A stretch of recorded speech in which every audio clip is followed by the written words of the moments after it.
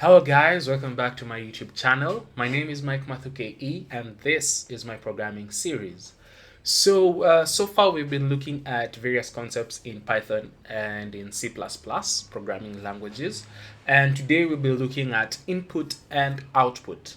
So for output already we've encountered it a little bit, where we've used stdc out in C++ and the print function in Python. So today we'll look at those a little bit and also dive into how you can also get input from the terminal, as opposed to just getting the output. So I'll just dive right in. So we'll switch here to C++. So let's say that we want to get an integer from the user.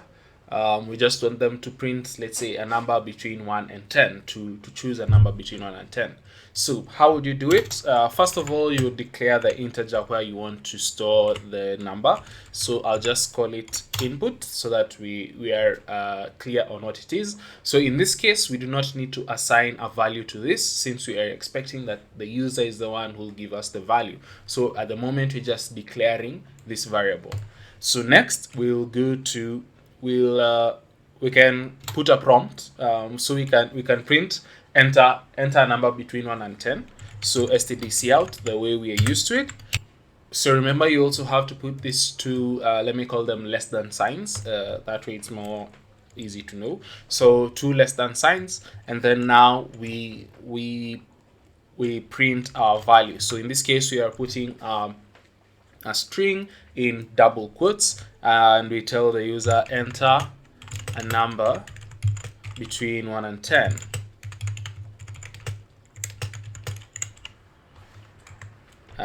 And then we can go directly to a new line. So this section, this splits so that we have different sections, and then std end line just says, std end l just says, this is the end of the line. So whenever we create a new stdc out, we'll go onto a new line. So just for the sake of testing that out, let me just print so that we can see that behavior when we have std end line and when we don't. So we'll just print 10. So if I run this, you'll see enter a number between 1 and 10, and then 10 comes on a new line. It does not continue here. However, if we do not have this end line here, if I remove this end line section, if I run this, you'll see that we have 10 printing directly afterwards. So that's why we are doing that end line bit, so that we don't have it continuing on the same line. Okay, so I hope you've gotten that. So next, now when we want input in C++, we use the stdcin function. Okay, and then we use this greater than signs, two greater than signs. And then now we put whatever variable that will store the value that we'll get directly from our user, which is our input in this case. So after this, we'll just print out what value the person has chosen. So the value you have selected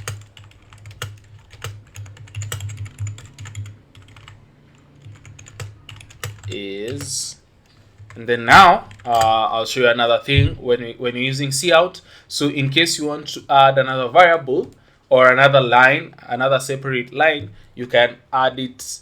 You can just use this symbol, this less than symbol, and then now you put in your different things that you want to add. Right, the same way that you've done with this std end line, is another extra thing that you're adding to whatever we are printing out. So in this case, we are printing out this section, and then we add our input variable, and then now we also add our end line again. So if I run this, you'll notice that our program will pause at this point. We've said enter a number between 1 and 10, so it will be waiting for you to enter a number. Okay, so let's say we enter 5. So once you click enter, then the program will continue. It will be able to know that we have input a value and now the program can continue. So it will pick this value that you've entered, which is a 5, and you can see here it prints the value you've selected is 5. So this is not limited to just integers. So for example, I can put float here, float input, and then if I run this, let's say put 10.67. Oh, that is not between 1 and 10, so let me put 5.67 or 68. If I run this, you see that it prints out the value that we get. So it will always check the type. The type that we put here is important. So even when you're prompting your user, the best way you can do it is you must specify that they must enter the correct value. So for example, the time we were doing int, because number is a bit let's say abstract, it's not directly saying that it's an integer. It will be better if we say enter an integer between 1 and 10, and that way we can prompt the user to only input an integer. So let's see what happens if you try if you call for an integer and someone enters, let's say, a float. If you run this and someone enters a float, keep forgetting that we're doing, you see that it truncates whatever the value it is, so that we remain with just an integer. This is the same behavior that we usually have with floats and integers in Python. The second we convert a float into an integer, it just truncates all the rest of the decimal values. Okay. So we can do something fun with this. Let's say we've been told create a calculator, a calculator program that takes two values, two integers, and produces the sum of them. So what you would do, let's create int a, int b, and then say enter an integer, and then we pick that integer, which we'll put into a. Sorry, there's supposed to be a semicolon here, and then here we repeat the same process. Oh, just a second. Let me just duplicate this line. So we repeat the same process. Enter another integer. Let's see it that way. Enter another integer, and then we have it being put into B, and then we can say the sum of integers is, and then now we put a plus b, which is an operation that will output the sum. So if you run this, you can see enter an integer, so let's put 10, and then another integer, let's put 4, and then when you run, we see the sum of integers is 14.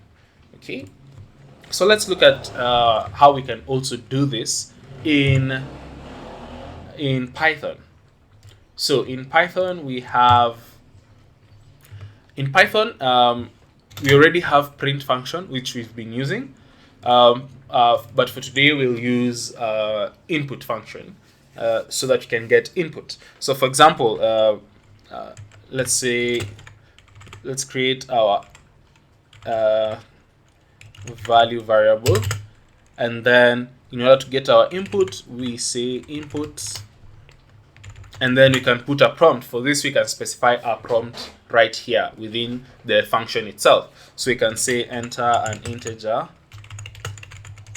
between 1 and 10. Okay, so that will be our prompt by default. And then also for this case, when we're using Python, what happens is by default, whatever value that we've input will be taken as a string. So in order for this to be taken as an integer the way we need it, we need to typecast this. So this is basically saying whatever value that you get here, make it an integer. This is no different from having, let's say we have something like this. If let's say the person inputs 10, then the 10 will be replaced here, and then now this will be converted into an integer. So in this case, when you're doing this input, whatever value that we get from this, we convert it into an integer, and then it will be given into this value. So like you remember last time I said we'll be using type hints, so that we are very conscious about the types that we're using during the programming. And then next we'll just print. So in this, the value selected is,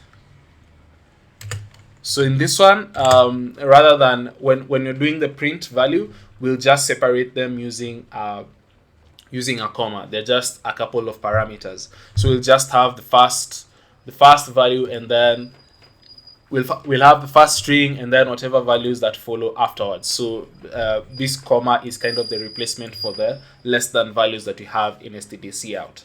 So if I will add value, so that it prints the value you selected is, and then now it prints the value next. So if I run this, you can see in our terminal we are requested enter an integer between 1 and 10. So let's say 6, and when I press enter, you see the value you selected is 6. So you can see here, in this case, the value that we enter or where it requests for the input is on the same line as where we've printed. So what if you wanted to put it on a new line?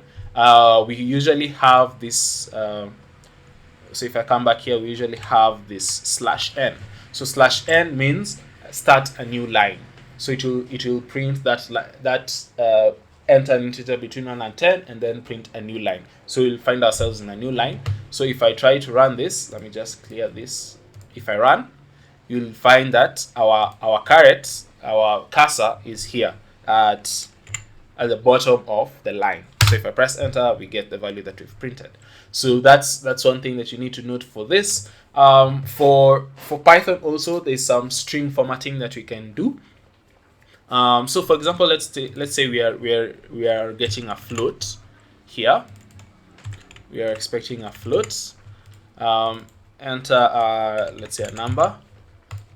So we can do string formatting in this way.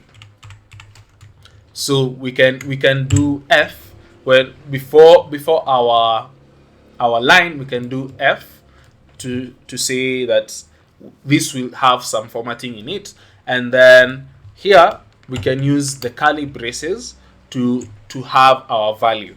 So this is what we're going to be looking at. So the value you selected is, and then whatever is in these curly braces will be replaced by the value that we have in our variable. So if I run this,